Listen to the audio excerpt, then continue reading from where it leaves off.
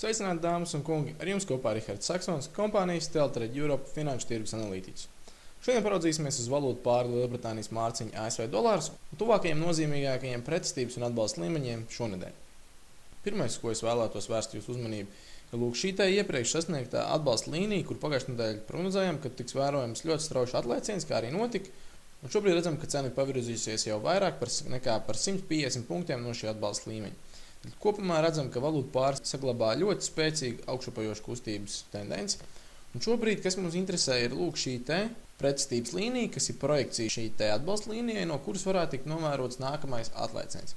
Redzam, ka pāris kopumā saglabā ļoti spēcīgu augšupejošu kustību, bet tomēr, ja tiks sasniegta šī līnija, mēs prognozējam, ka var tikt novērots atlēciens pat 52 punktu attālumā.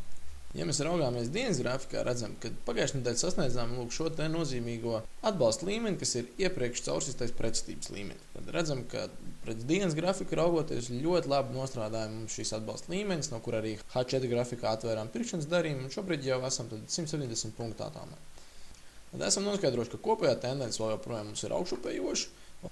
Tad nākamais, kas mums atliek, ir paraudzīties uz mazāku laika grafiku un paskatīties, ko mēs šeit varam ieraudzīt.